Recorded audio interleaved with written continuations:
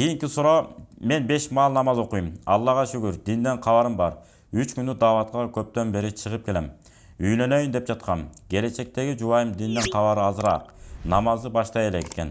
Ustoz, so'zsiz dindar qizga uylanish kerakmi? O'shol qizni tarbiyaloo qisqacha yo'lin ayta ketingiz, rahmat.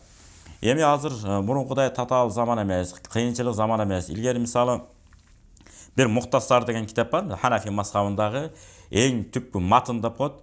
Эң өзөк китептердин, мурас китептерине эсептей турган болсо, 4 китеп болсо, ошонун бирөөсү. Ошол китепти мисалы сатып алыш үчүн илгери бир жылкысын берип, уюн сатып акчасын берип, араң алдырчу экен, алдырса, алдыра албаса алдагы жок. Ансары азыр китеп деген азыр жайнап кетти азыр. Бүт үй бүлөгө байланыштуу аялдарга тиешелүү сону китептер чыккан, ошону берип, анан китепти окуу жагын сүйгөн эле болсо, калганы Кудай буйруса жеңил. Себеби бир алымдын сөзү бар, адам баласы окуган китебине жараша ой жүгүртөт деп. Эчтеке окубаса, анда эчтеке ойлонбойт. Жалаң эле күнүмдүк курсагым кантип кийимбече тамак ашана кантип байыз, ушуну гана ойлонот. Акыл жагынан, адеп жагынан, жүрүш туруш жагынан, келечекте бир үлгүлүү инсан болуу, баалуулуктар жагынан байууну ойлонбош деле мүмкүн. Эң негизи өз мукатыма тың болсом, бирөөлөргө муктаж, каражат жана муктаж болбосом болду деп эле, ушуну чоң байлык деп түшүнүп алгандар бар.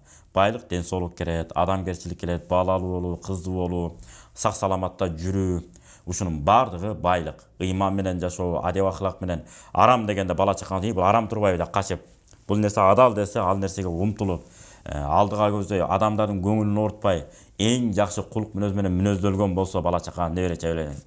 Эң бактылуу адам ушул айтат. Мына ушулардын баары байлык. Ошолордун баарын эсепке алган жанагы энелик талим тарбия кандай болуш керек?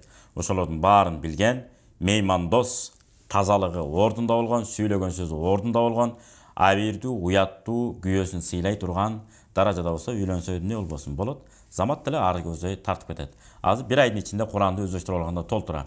Онлайн күнүнө болбосо да күн алыстан күн ара. Аздан окуп отуруп үйлөнүп алгандар толтура бүгүнкү күндө. Барып келип отурбай.